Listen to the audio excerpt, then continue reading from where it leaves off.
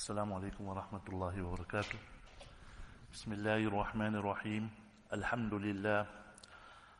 لله رب العالمين والعاقبة للمتقين والصلاة والسلام على أشرف الأنبياء والمرسلين. اللهم صل على سيدنا ومولانا محمد وعلى آل سيدنا ومولانا محمد وبارك وسلم. يا رب صل وسلم دائما أبدا على حبيبك خير الخلق كلهم. Respected ulama, scholars, friends, we have this few moments to recap on a recent trip to Shām, Syria. Inshallah, we'll briefly go over a few aspects. First is, in order to know Syria as we know it today, Syria and Shām is not the same. So Syria is a country as we know it today, and Shām is actually the period from the time of the Umayyad right up to more or less the Ottoman time, where we find mostly of Syria, parts of Jordan, parts of Lebanon, parts of Turkey, and a great part of Palestine. This makes up the greater Shām. So when normally you speak of Syria, you'll speak of the country as we know it today. But if the books and the old books you will read and the notes that scholars would speak, they speak about Shām. Shām is that whole inclusive area.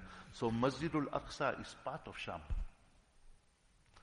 So quickly to us to understand, to go a little bit back, Syria, the seat of it being Damascus, the local people refer to Damascus as Shām.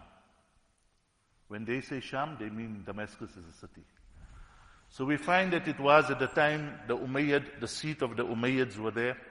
And like that throughout history, we find more or less right up to the Ottoman period, Muslim hands had rule over that portion of the land. Came the unfortunate time of the history in the early 1900s, when we find at pre-World War I, etc., around that period where the Ottomans, they did not collapse. They were forced by the people of the evil around them to close the empire.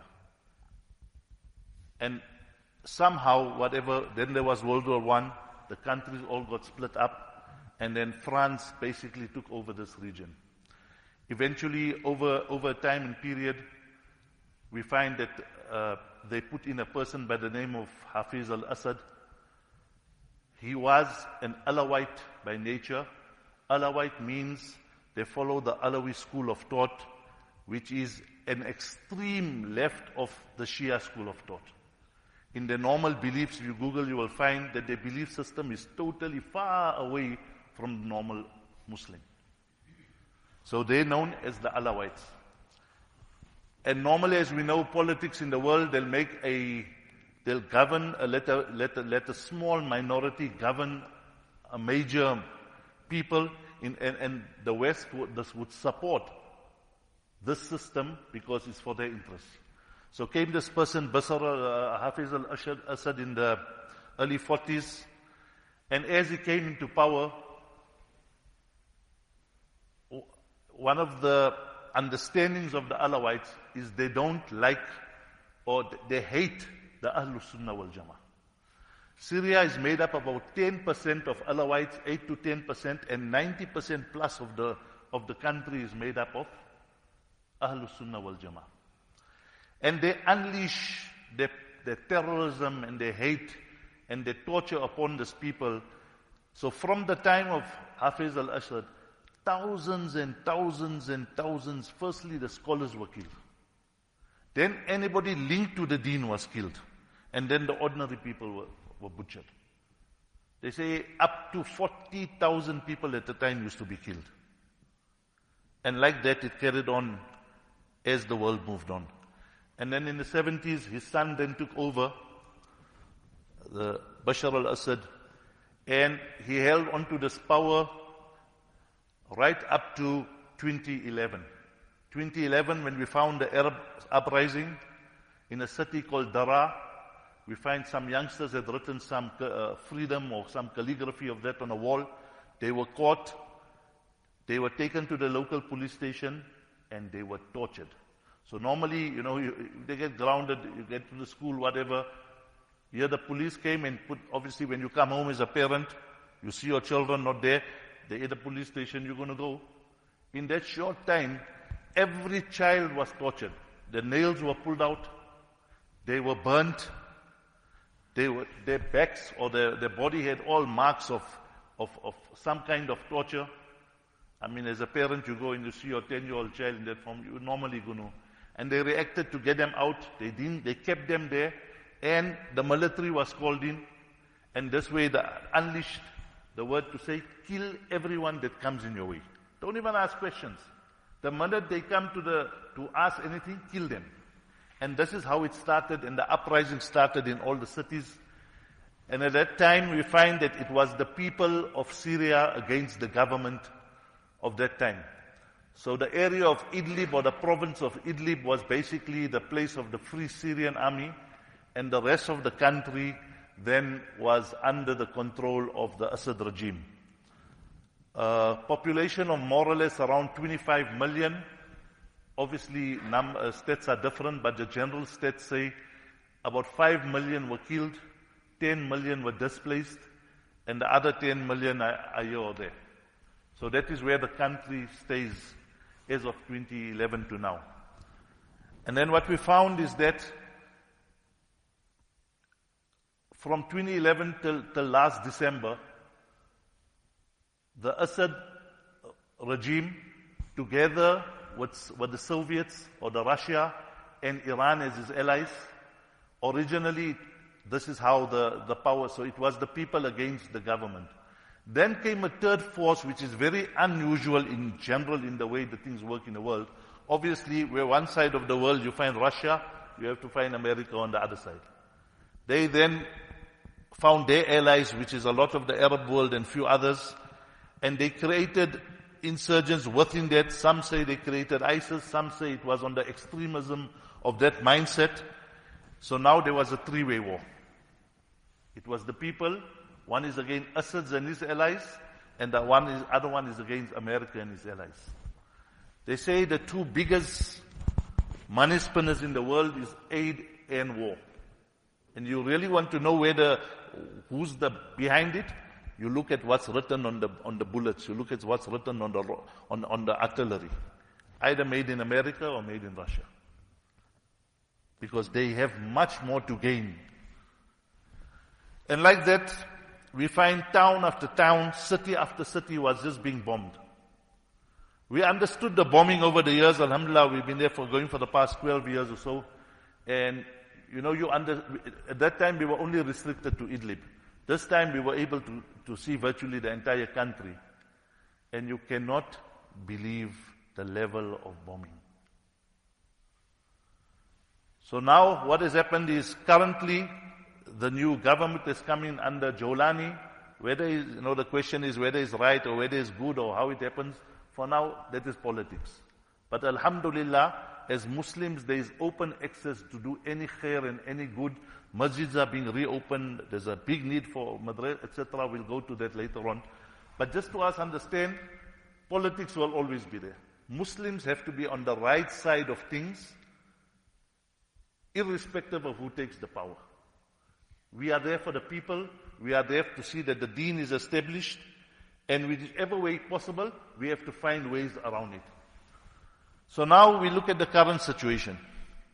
What is the current situation? What is the need? So normally, at that time you found also, because of the bombing, people had to go from place to place. If the bombing took place here now in Linbro, where do you go? You think you'll go to Johannesburg or you go to Pretoria? Also, they cut off, when they bombed, they cut off all the internet, the Wi-Fi. They didn't give petrol, so eventually you're going to run out of, you have to walk. So wherever you reach to the nearest town, in our case would be like Johannesburg or Pretoria, you realize when they get there, it's probably even the same or even worse. So people had no choice. The only place they found to move out was basically the nearest border town of the neighboring country. Also, when people gathered And normally when there's a crisis, you come to a common center, you come to a community hall, or you come to a place of safety. The minute they came to a place of safety, the police and the army were unleashed to go and kill the people. No questions asked. Just bomb them out, finish. And like that, millions and millions and millions of people had lost their lives. Then came, as they had to move out, so as people were sitting here, there's no time to go home, look for your passport, see who's there, where's the children, who's sleeping, you have to run. And as these people had to run, we find that over time they had to run for hours, something that took a few hours, took now days and weeks. Food becomes shortage. The elderly, where do they go? The small babies, where do they go? And in this way, you find people started in big groups, but by the time they reached the border, they were a small minority. People on the way had to eat, some started off eating grass, eventually ended up eating cats and dogs and whatever they could find to survive. Because that was the nature. If they say even when in the groups, when people had, their family members or their friends had passed away, they could not even turn back and even put them into the ground. They were under pursuit. And like that, they were bombed from the air from every corner. So come now the situation, the reality is now. So what was the need of that time? Food, basic clothing. Many people ran to the borders or used to go to the borders, so there were border towns that were set up. Alhamdulillah, aid was still getting there to a certain extent. As you go more inwards, you come to the small cities and towns, less aid was getting there, and then most of the people settled in the outskirts of the town because it was in the open fields, it was under the olive trees, wherever they could find a place. But to reach there was no roads even. Even with a 4x4, you couldn't get there. You had to find some way to get there because people just set up. Their winters are extremely cold. Thousands upon thousands of children and babies and the elderly had died over the years because of frost. Their summers are extremely hot, 45 to 50 degrees. And the winters are minus 15 to 20. That is the terrain that people had to live on. So when they came, what did they do? Obviously there's nothing, nowhere, nothing to do. You got nothing. They used to make holes in the ground and they used to stay there first. Until they started finding something, collect rubble, collect plastic, take their clothes, whatever, and then they started making small tents. And then over the years they built into, so these were the mukhayyam, they call them the camps. So these camp cities of yesterday became the cities of today. And like that, people had to live. When they lived in these camps, there was basically nothing. Food doesn't grow there. They don't have access to the city. Everything else is locked up. People, I remember on one of the first projects, early as 2015, people used to see a bread once a month. Their bread is like a pita bread, the size of a pizza bread, like just the dough itself. Once a month. And what was more difficult wasn't getting the bread, it was they have extended families, where there's children, there's uncles, there's aunts, there's grandparents, all living under one tent. So when this bread comes to you, what do? How do you divide a bread like that to 20 people? Virtually impossible. If you get a bite, you're lucky. And knowing the nature of the father or the mother that is there, you will say, okay, let me leave that slice for the baby or the grand uncle or somebody is sick and elderly. Thousands of children went to sleep hungry, and by the time they woke up next morning, their houses were bombed. Those that were injured just had what they had to live with, whatever they had. If their hands were broken, it was broken. They don't even have a plaster. There's not even a zambuk. So the camps were just there. People just sat and had to just live and took every day as it comes. Alhamdulillah, over time they managed with their sabr and etc. They managed to make their life somehow and still survive up to now. So that is the general up to 2011, up last year. Then we find education in the camps. Some camps had, some had not, but most of the children don't have education. There were children we still met now. At that time they were 2 and 3 and 4. So 14 years later, they're 15, 16, 17. They can't read Quran. They don't know how to make salah. They don't know who's Allah. It's not they don't want to know. Hundreds of children just walk in the camps freely. Why? Because in front of them they saw the parents being murdered. They saw the environment around them of butchered. So they need trauma. They're in total trauma. They need counseling. You find a child, he'll walk up to you. You know, you normally give a child sometimes a sweet. You give him a sweet, he's shocked. Must he take from you? Because he's only seen torture and murder and hate from adults that he'd known. Some walk past and you hear the child saying, Abba, Abba, Abba, Abba. Just every person he meets is his father. Hoping that there is a father as a figure somewhere. Most of the men between 25 and 40 have been killed. So the camps now is mostly the grandparents with a lot of females and plenty of children. And there's nothing for them to do. Like I said, in the cities there's still some activity, but we're talking about going into the camps. After this whole revolution, alhamdulillah, many have now been moving towards the city. Syrians are coming back. They say at least about 5 million would be coming back now. They're settling in. They want to stay in their homes. They don't want to go somewhere else. Their house is their house. So temporarily they are going away. Maybe they're set up already, or they're in the camps, but eventually they want to move to, they came to, and such, what homes they have. Basically, if you look at the buildings, there's nothing left. Not only did they bomb the buildings, they stripped the building of everything. The tiles, the electrical, the lights, everything that you could see, they stripped it out. From the hospitals, to schools, to clinics, to even ordinary homes. So people have to live with bare minimum, and to rebuild will take them years and years and years. So normally, we understood, normally the entry into Idlib was just for a day. You normally used to go in like 10, 11 o'clock, and the permission was only given and you had to come back by 4, 5 o'clock. So you could go in every day and come out. This time, alhamdulillah, now that everything is open, you're able to drive around the whole country. For us to understand the destruction, normally you see a clip for 30 seconds, or you see some buildings. To us, that's the image we had or we knew. You can drive for 10 minutes at one stretch and you won't find one single building standing straight. It's been bombed and bombed and bombed. There isn't a town, you drive into Aleppo, you come into some areas where the Alawites and the regime was, those are 100%, nothing's happened.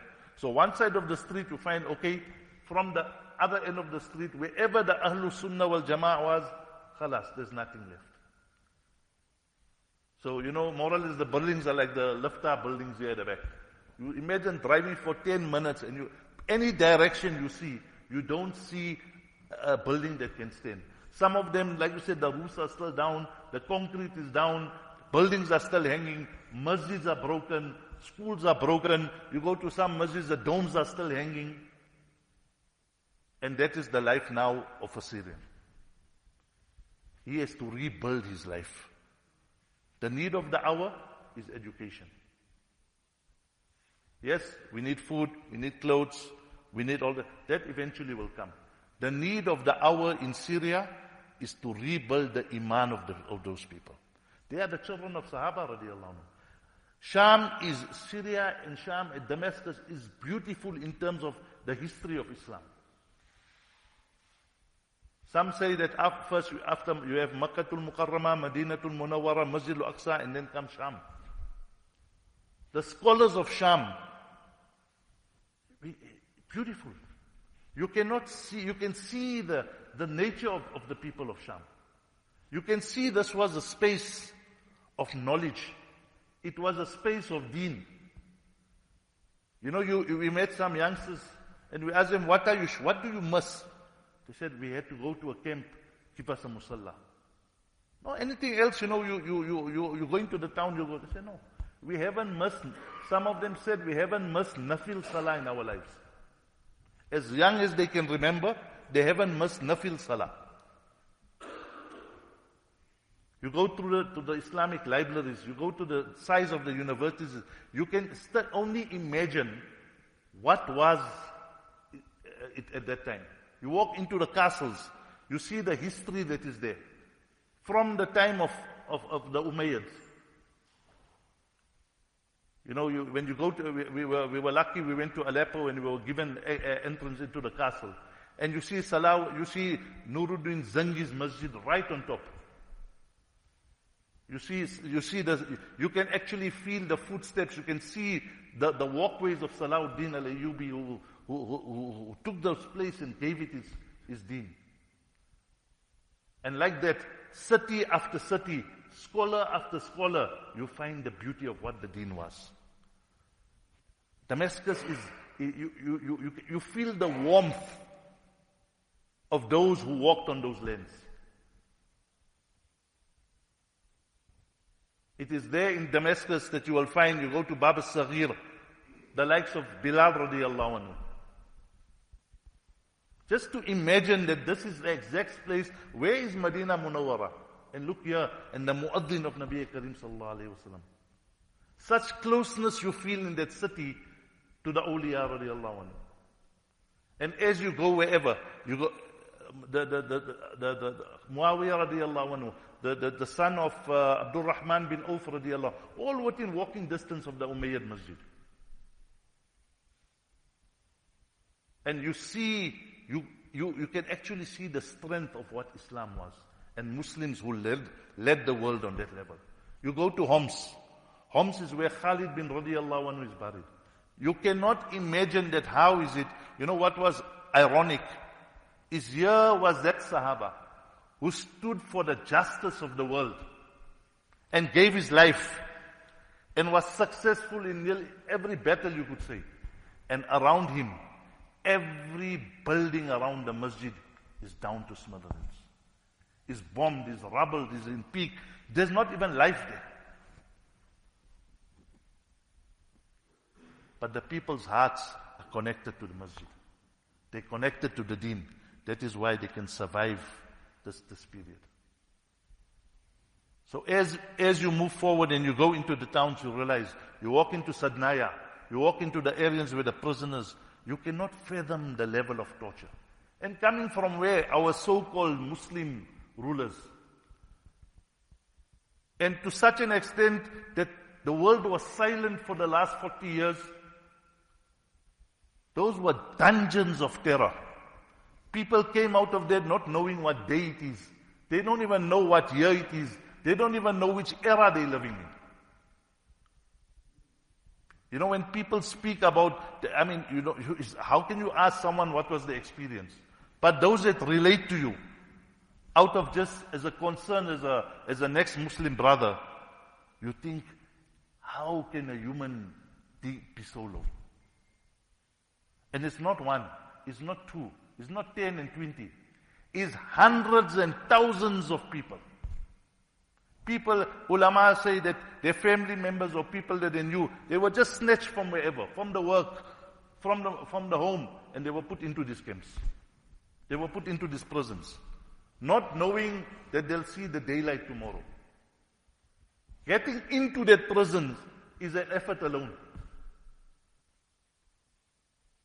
No food. No any signs of comfort. This is the reality of oppression. And then as you go along, you see the different areas. But the beauty of it is, this is the land of Shām. And for us as believers, this land will be the future of tomorrow.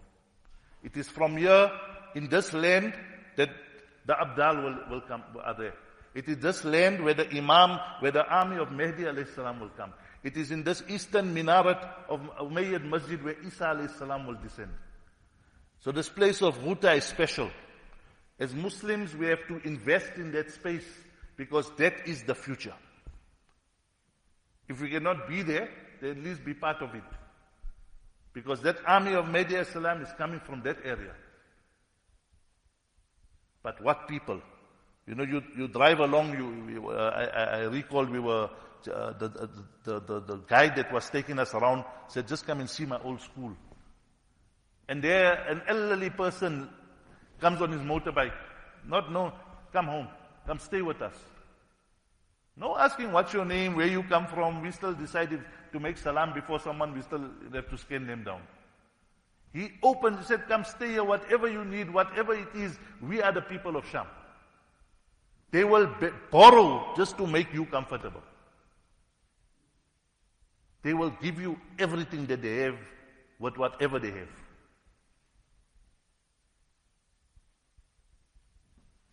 So the Ummah is now for us is to connect and rebuild together. Not separately, we're not islands. We have to network. We have to work together. The hunger for deen, the hunger for everything is huge. The opportunity even for business is huge. There's great opportunity in every field. That is the land of the olives. That is the land of the soil. And in this land we're going to find that the more Muslims align to Khurasan, to Sham, to Palestine, and to Medina Munawwara, those are the cities of the future. So from the prisons, from the people on the ground, they send their salams. They say, make dua for us. And they offer you your assistance. We need to be there. To go in, alhamdulillah, now the access is open. Inshallah, it will become easier by the day. But the land of Sham is the land of Sham. They still need food. They still need clothing. But more than that, they need the tarbiyah. There's big challenges, but there's big opportunities. The missionaries are already coming in. What are we going to do? The educational system, the West is already coming in with Orientalism. What are we going to do? The modernism is creeping in.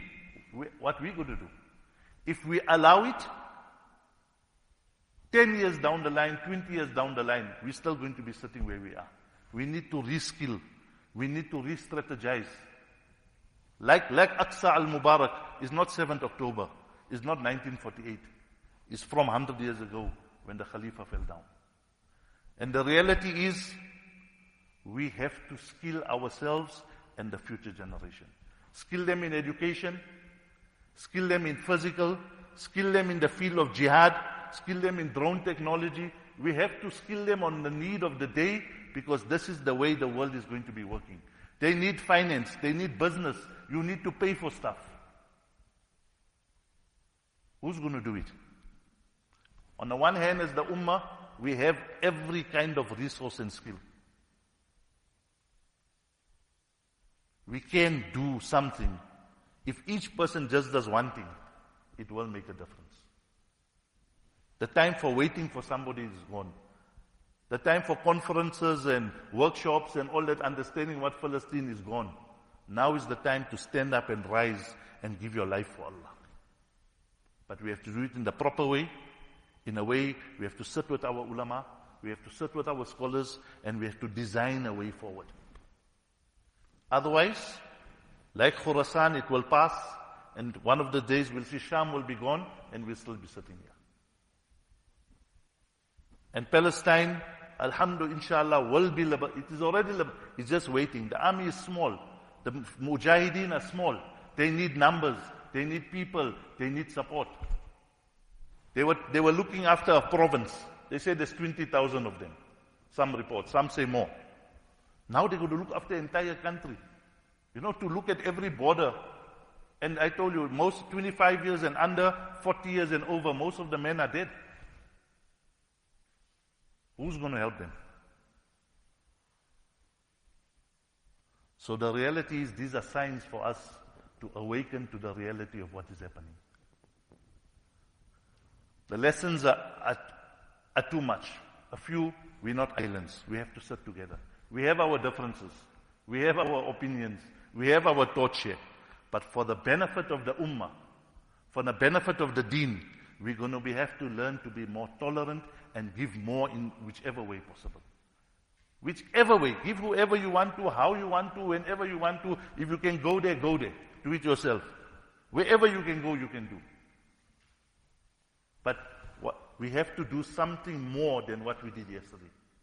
Because the need is great. When there's crisis in any situation, people come together. And South Africans have a good history. Alhamdulillah, from the land, you go from the border, down in the valley, you go to Darkush, and you see, Alhamdulillah, you see a South African supporting hospital. You go down in the other valley on the other part where there's no, people won't even come, you know, there's no route of getting there. Somebody's supporting a school. Somebody's supporting an orphanage. Somebody's supporting prisoners. The amount of female prisoners, you'll be shocked. A friend's office we went to, and we're sitting there, and there was an elderly lady, many in the 70s. And every time we go out, she said, please get me some cigarettes. Continuously smoking. So, just by opening conversation, she says, I just ran from prison. A year ago I was in the prison. I can't remember how long I was there. All my family is gone. I got nobody. No children, no grandchildren, no husband, no brother, no father, nobody. This is my only comfort. I got nobody to talk to. A huge element is the trauma. Every person is with trauma. Every guide that came with us on a different day, he was injured. One day the driver, only at the end we knew that he had no eye, he couldn't see, he was injured. Every person has lost some members of the family. We went to a school, a young girl, maybe 14, 15 years, she read the Qur'an, the teacher was saying her entire family was bombed out. She's sleeping on a mattress in the schoolroom. Another guide that took us to his hometown in Rota, he said, I was in the hospital. The blood marks are still on the wall. He said we had to dig a 14-kilometer underground. Because from the top we were bombed, from the side we were bombed. There were just bombs falling like it's raining. After we dug 14 kilometers, then we had to take those that passed away, we had to push them through the tunnel and find them safety. Then we had to push the injured through the tunnels. Till they found the tunnels, and then they bombed the tunnels as well. Rota, they used from day one white phosphorus, chemical warfare. You could see the change in the terrain. And those children over time, when you see those clips, you can see the formation, the changing of the color on the body of the children. Mass chemical. This was the regime. And everyone that supported this regime was just as evil as the regime. We have to be very careful how we choose our friends and choose our enemies. We have to know those that are with us and those that are not with us. And deen is going to be the common for everybody else in the world. We have to hold on to that deen. We make dua to Allah subhanahu wa ta'ala that He makes it easy for the people of Shām. That Allah subhanahu wa ta'ala grant ease and liberate Al-Aqsa as quick as possible. Allah make all of us a means to it. Allah unite our hearts and our minds. And Allah grant us love and muhabba and understanding and the beautification of this deen, what's in the deen. And Allah subhanahu wa ta'ala save us from hatred and malice and jealousy and an evil eye and an evil heart and an evil mind and evil tongues and evil ways around us. And Allah subhanahu wa ta'ala guide us, guide our families, guide our youth to do the right things at the right time and the right place. Wa akhiru da'wan. Alhamdulillah.